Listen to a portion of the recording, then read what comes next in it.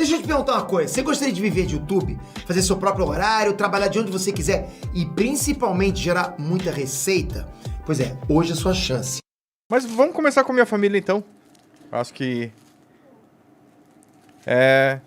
Meus pais nasceram na parte norte da Coreia. Da Coreia, sim. Antigamente era uma península só. Sim, era unificado, era uma nação só. E naquela época que meus pais nasceram, a Coreia era uma colônia do Japão. O Japão invadiu a Coreia, Pode a crer. península. Também invadiu parte da China também. E naquela época, os meus avós tinham que falar japonês, meus avós tinham que ter nomes japoneses, não poderiam tentar assimilar culturas coreanas e... Meu, como que não pode assimilar a cultura coreana se você tá na Coreia do Sul? Então, tipo... Não, na Coreia. Na Coreia, desculpa. Na Coreia. Desculpa. Na Coreia unificada. Como que você não pode ter uma... tipo, você inventasse uma música coreana, tu era morto? O que acontecia? Você era oprimido, ou você ia preso, ou você virava escravo. Até que no Japão, a maior colônia de coreanos fora da Coreia é no Japão. Porque o Japão levou muita gente para ser escravo. Até que em 2005 eu namorei uma mina que ela... Isso antes de eu ser casado, né? Em 2005, os avós dela foram pro Japão e eram escravos lá. Entendi. No Japão? No Japão. Entendi. Então tinha escravos no Japão pra caramba, imagina. Caralho, a gente... Tem a história do mundo é sempre trágica, né? É sempre... E isso foi em 1900 e alguma coisinha, não é? Sério? 1900? É. Caralho! Tinha escravo no Japão até recentemente, né? Porque ela era avó da mina. Aham. Que era escrava, no caso. Caralho, que bizarro. Aí, quando começou a ter aquela revolução lá, socialista, que a Rússia começou a descer, apoiar, tentar invadir, meus avós decidiram ir pro sul. Então foi antes da Coreia do Norte virar o que é hoje. Isso. Entendi. Mas aí, naquela época, eles perderam propriedade, casas, empresas, perderam familiares. Até um dos primos da minha mãe foi adotado pelo meu avô. E assim, meu avô fingiu que ele era filho dele para escapar junto com a minha mãe. Pode crer. Quem que tava impedindo das pessoas cruzarem a fronteira na época? Era o exército norte-coreano, no caso? Já tinha se formado um estado separado? Naquela época ainda não, mas assim, já tinha aquela tensão. Era aquela época assim, vai ter besteira e a gente tem que começar a fugir. Aí claro, o governo estava tentando tomar as casas das pessoas. Se você fosse contra, se você falasse mal, você ia lá conversar com uma pessoa que você não ia voltar mais. Entendi. É sinistro, né? Aparecendo o Brasil com o STF hoje em dia. não vamos falar mal dele, por favor. Eu não quero...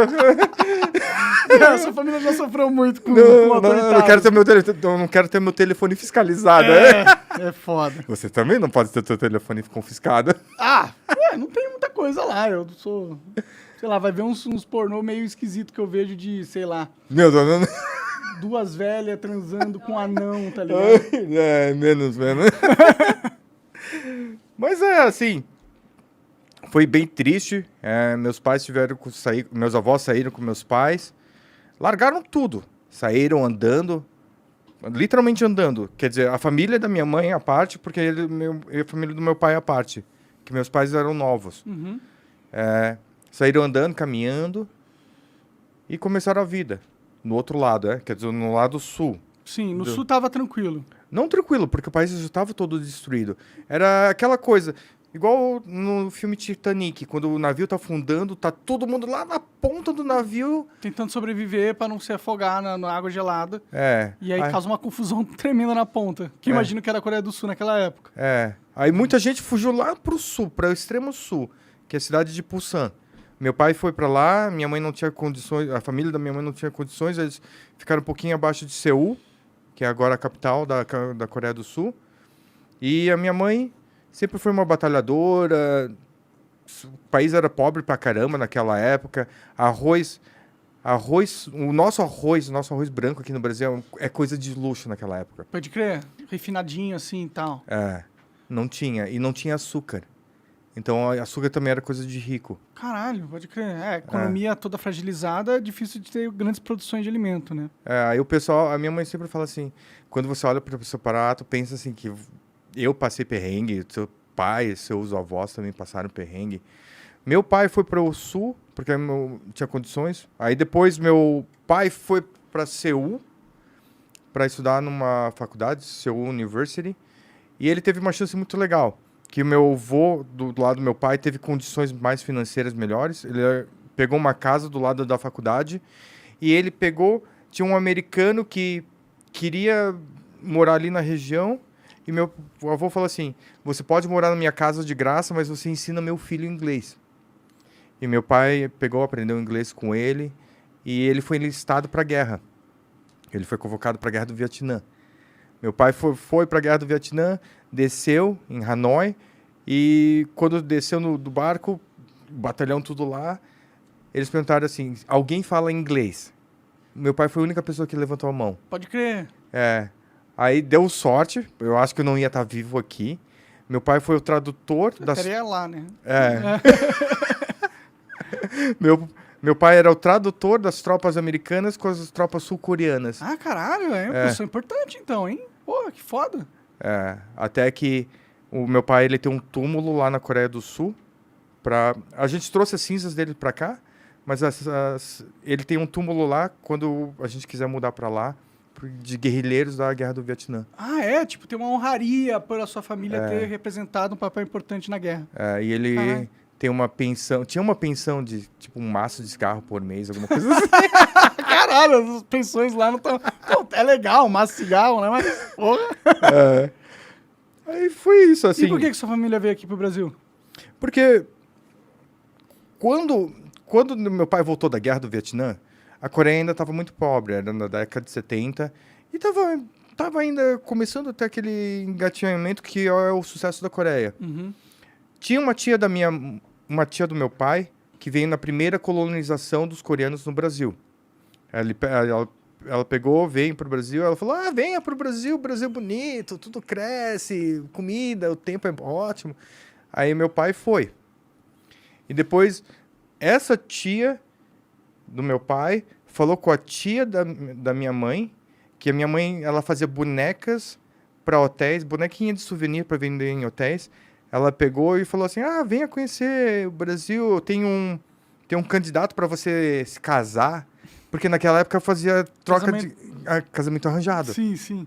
Aí minha mãe veio e se casou com meu pai. A minha mãe tinha a possibilidade de ir para os Estados Unidos, mas ela decidiu se casar com meu pai.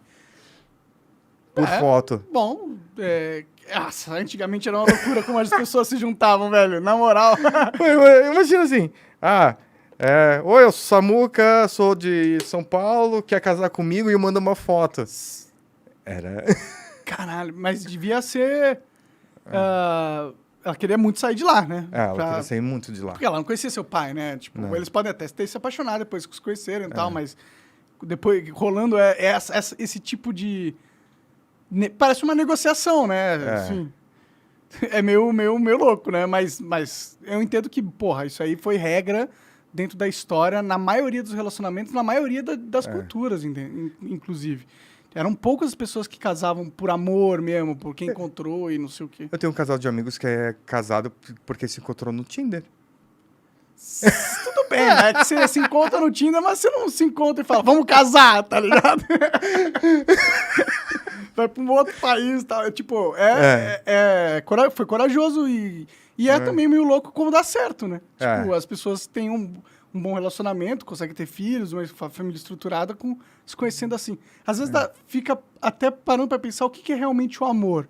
O amor é uma convivência, é um trabalho rotineiro e diário que você emprega a outra pessoa?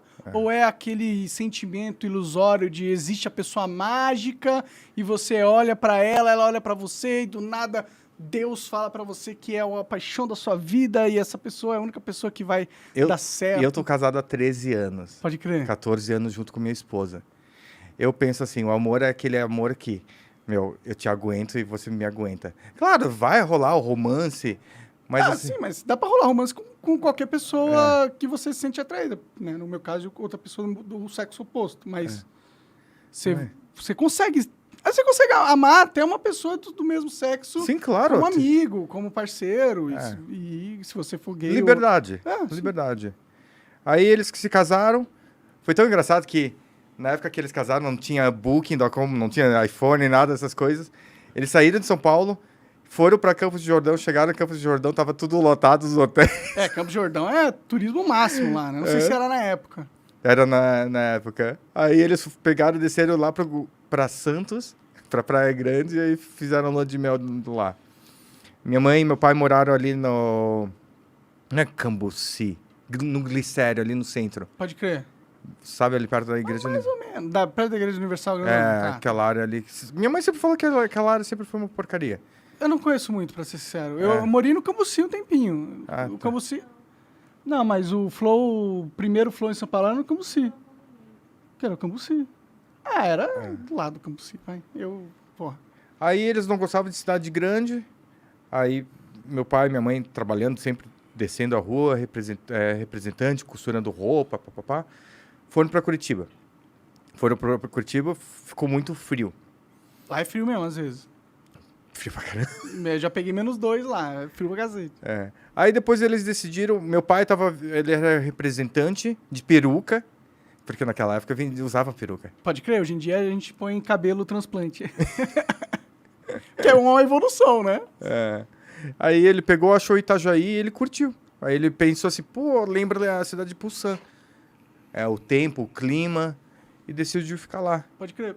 E de lá, eu e minha irmã nascemos lá. Uma vida... Fomos os primeiros descendentes de coreanos a nascer lá na região. Sério? Caralho. Aqui não tem muito. Entendi. Quantos anos você tem? 41? 41. Você parece parece jovem, parece jovem. Você parece jovem. Mas era tão engraçado porque eu era o único oriental da escola. Eu e minhas duas irmãs. Então todo mundo sempre olhava pra gente diferente. Você come esse palitinho toda hora. Entendi. Sempre tem, né?